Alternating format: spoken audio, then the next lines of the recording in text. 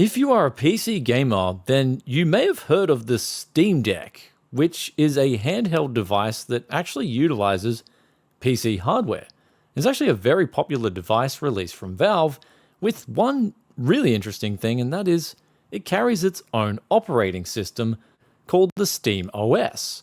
Now, this operating system is based on Linux, however, it can run pretty much everything, and that's including Windows-based DX12 games. But in the last month, you guys in the comments have been requesting that I check out the SteamOS on a high-end gaming PC, and not only that, report back and compare the numbers versus a Windows 10 and 11 based system. And that's exactly what we're going to do here today, except it's not just straight cut and dry, here's the performance numbers. It was actually more or less a huge journey that I had to embark on because this took me nearly a week to get my head around it all and test in between making other regular content. And also later in the video, we'll show you guys with a Windows 10 or 11 install how you can get activated for really cheap with today's video sponsor, but more on that later. But let's get onto the Steam Deck, and here's where we had the good and the bad, and they're actually worlds apart in that there is a lot of good here, there's also a lot of bad, which I'm sure over time the bad is going to get patched out, but we'll start off with the good. And here's where the Steam Deck OS was pretty straightforward. We downloaded the image, made our USB stick, and then installed SteamOS onto our drive. And then we restarted the PC, and all our drivers, at least on an AMD GPU and AMD CPU, were all installed and ready to go. We just had to download our games and start playing them. Except here's where the first problem happened, and that is I actually couldn't get my 9800 X3D to work properly, and I had to use a 7000 series CPU. That was a 7950 X3D, but I decided in the BIOS to just disable half the cores and the threads, so it was a 8-core 16-thread CPU, and then we used that in conjunction with the RX 7900 XTX. So the OS itself, really polished, extremely easy to use, and it's going to be once it's finished, and I don't know the time frame on that, when it's fully finished for desktop PC users, it's actually going to be extremely good. Except this is where now we start to move into the bad, at least with SteamOS. And here's where I decided to test 5 games with built-in benchmarks, because I was at this stage resigning to the fact that I was going to get some kind of overlay working in SteamOS. It just really didn't have much of a programmer's feel to it.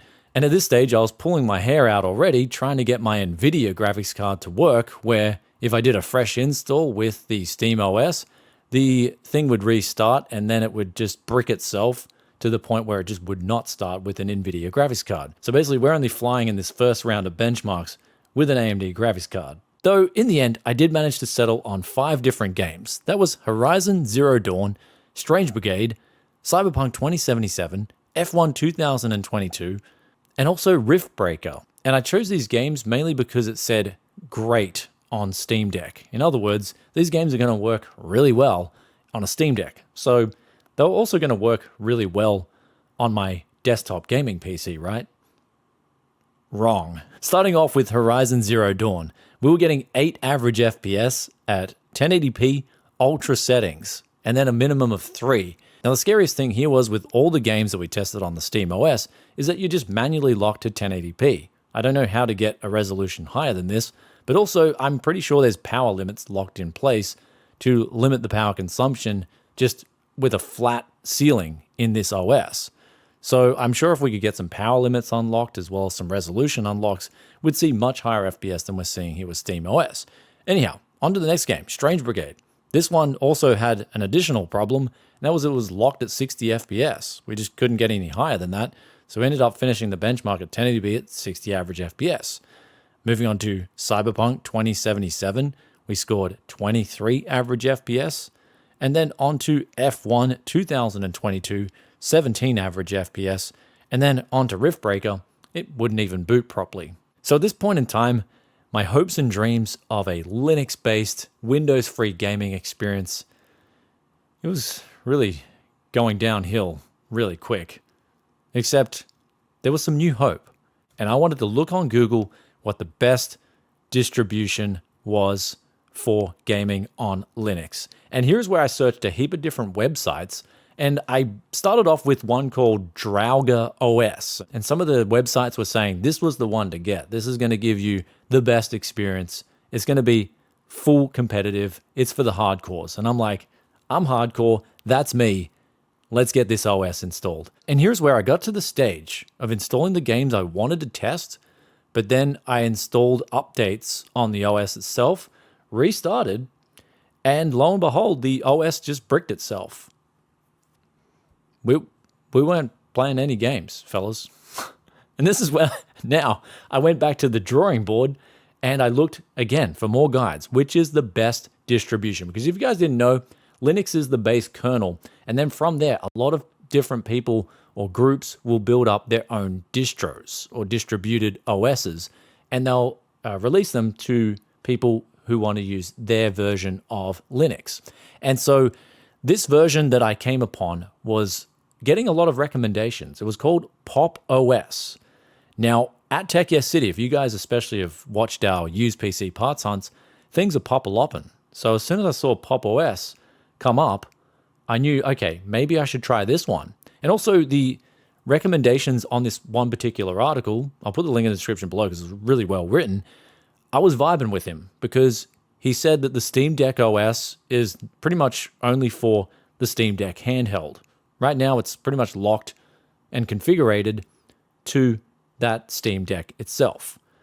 But the next best thing is the Pop OS. And when I was reading that, I thought to myself, I have to try Pop OS. And here's where we started to hit a lot of success. It was actually really good. Installing the Pop OS was a breeze, making the image with the USB file, using Rufus, using the DD image file, installing it, resizing my Windows on a 4K monitor, because before that on the Drauga OS, I tried resizing my icons and nothing would change. It was just the text. And I really had to squint hard to try and see anything on the previous build that I'd tried. But this Pop OS, this was absolutely popping off. It was such an easy to install thing. And the best thing was about it was it had two different types of installs. So you could download, if you had an NVIDIA graphics card, the NVIDIA install, or you could download the AMD install, and it would automatically install your graphics card drivers for you and keep them up to date. So getting up and running on this operating system was easy. It was smooth. Now, here's where we come into a bit of a problem versus SteamOS, and that is Microsoft and the DirectX 12 API has kind of got a bit of a lockdown on PC gaming. It's really hard for another operating system, like a Linux-based one, for example, to get a smooth gaming experience, or even better yet, get the games to boot. So that's where the SteamOS does a really good job. And actually, when you end some of the benchmarks on the SteamOS, it even says there, running on Windows 10. So they're emulating Windows 10 on the SteamOS to get the games working that are DirectX 12. Now, on this particular OS, the games just wouldn't install. So we had to then find some games that would run well on Linux, but would also just run well for benchmarking. And I wanted to compare that to a Windows 11 and 10 install. And here is where we found Marvel Rivals, which is a recently released title that was actually running natively on Linux. I didn't have to do anything else except a special command line. But once I got this game to work, I actually got better FPS than in Windows 11 and then subsequently Windows 10. Now, Windows 10 gave slightly more FPS than Windows 11, but the Pop OS, Linux-based OS, was giving actually a significant amount more FPS at both 1440p and 1080p. Now, the 4K numbers were virtually the same here, but this was all tested on native resolutions, high settings. So we were not using any upscalers, any frame generation. We were just using the native resolutions for these tests. Now, with this FPS, I will admit I did have to eyeball it. So you're only going to get the average FPS numbers in especially Marvel Rivals, because again, I couldn't get the overlay on Linux to work properly with this game.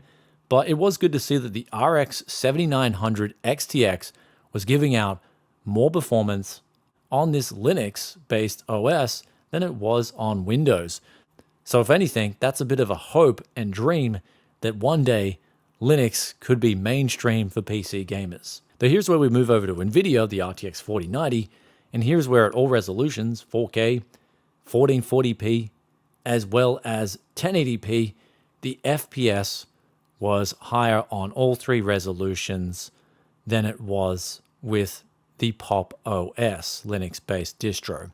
So unfortunately, it seems like the NVIDIA drivers are inferior perhaps on Linux as to Windows, but then when we go to the AMD drivers, it's like they're almost the same, but because the OS is just more efficient and it's more up to date, especially when we look at the kernel base on Linux, you're getting more FPS because of that. So I am making quite the assumption here based on just one game that here's where we had one more game to test. But before we get on to that, we will talk about today's video sponsor, and that is VIP SCD keys. If you want to get a Windows 11 Pro or Home or a Windows 10 Pro or Home key, you can get these at a massively discounted price versus what you'd pay at retail. See, these are OEM single and install licenses. They tie to your motherboard, and I've been using them for years personally, and I've been at Tech City recommending them for over, I think it is ongoing 8 years now, and I've never had one problem with these keys.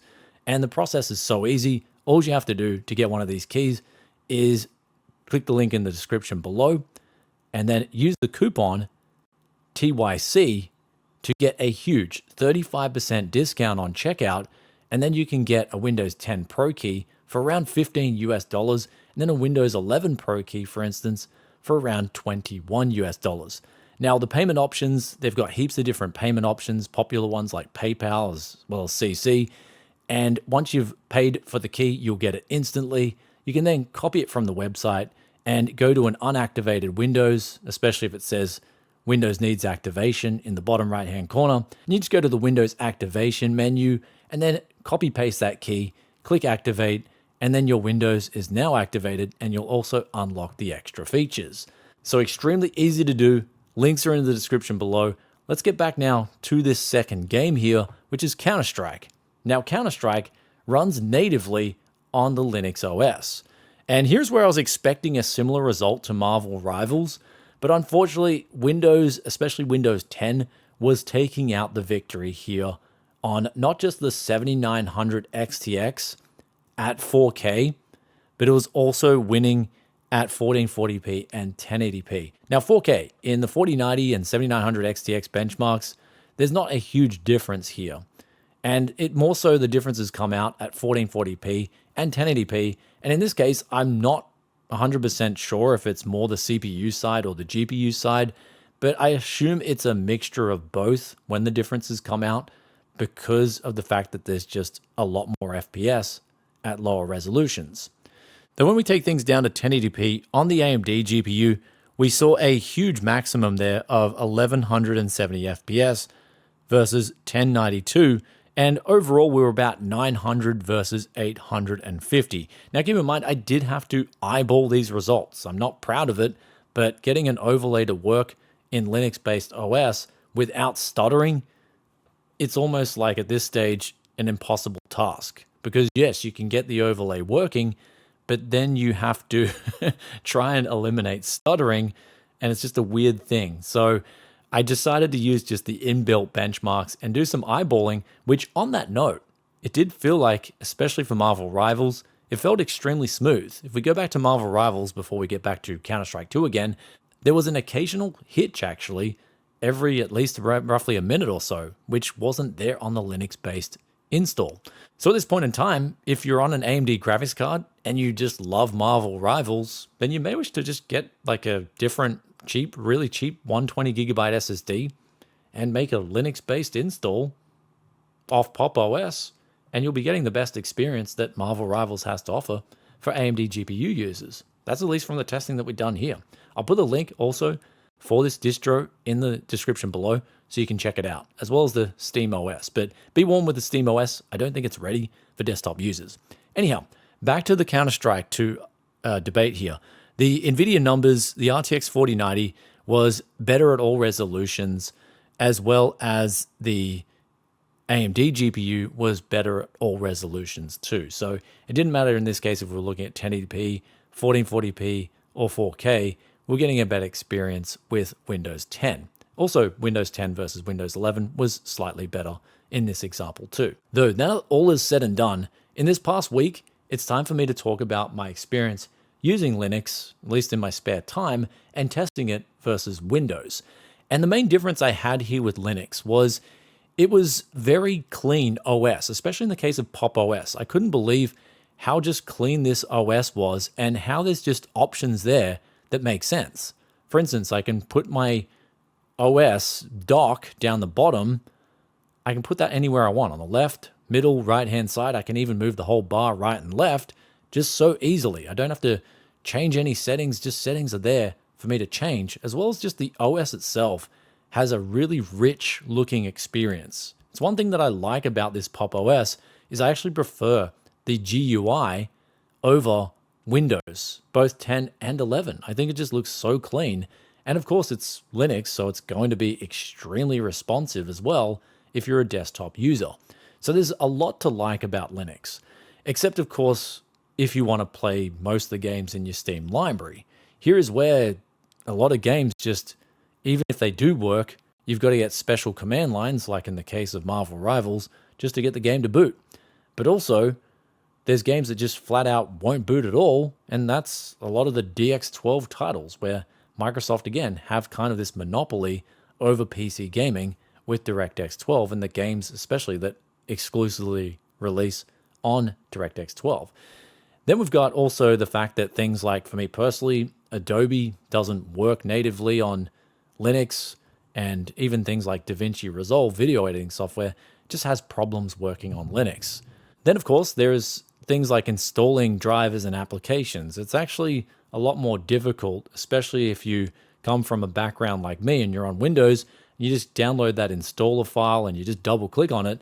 A lot of the times in Linux, there's a lot more to it than just double clicking a file. You've got to go to the console or the terminal and write in code and install things with special parameters. So basically, if you're used to Windows and you're used to the ease of use with Windows, it's going to be a bit of a hard learning curve to get into Linux. And if you're a gamer with a big Steam library, chances are a lot of games aren't going to work. So I will warn you, jump into Linux, I wouldn't do it with deleting your old operating system straight away.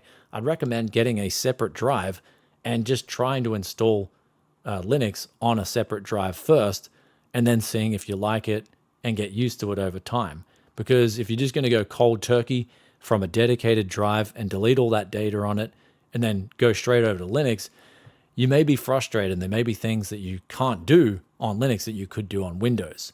So be warned, it's not straight cut and dry. I'm going to switch OSs and everything's going to be easy. Definitely not like that. Definitely not for the faint of heart.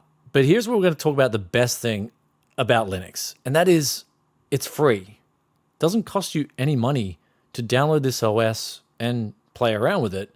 And also, better yet, you don't have to worry that there's this big corporation trying to data mine you with telemetry every step along the way. And this is what makes Linux extremely good, in my opinion. It's made, especially a lot of these custom distributions, they're made out of pure passion, and they're made just with giving people an awesome experience.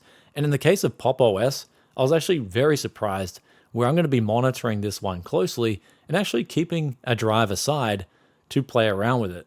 It was really, up until this point with my sort of delving in and out of Linux in the past, this is by far my favorite experience. And it's actually one that I do recommend a few people try if they want to get into Linux. I found it very easy with the learning curve, especially having an nvidia and an AMD version, and it was pretty cool at the end of it all. But of course, as we said before, not for the faint of heart. Anyhow, guys, with all that aside, SteamOS, I think for PC gaming and also Linux gaming versus Windows still has a long way to go. A long, long way. But when you get Linux up and running properly and you put your foot down on the gas, it really gets up and goes. And it's a really good OS. I was really impressed with what Linux, I guess, could be with seeing it from this Pop! OS install. And so I can recommend people give this one a whirl. I'll put all the links in the description below for this one, as well as the today's video sponsor if you need to get Windows activated. And also, Marvel Rivals showed us that yes, you can actually get better FPS in some circumstances. So that was a big positive too. Anyhow, guys, hope you enjoyed today's video with SteamOS versus Windows. or at least a Linux-based OS versus Windows? And if you did, then be sure to hit that like button. And also, let us know in the comment section below if you have any questions about today's video. And with that aside, I'll catch you on the next one. Peace out for now. Bye.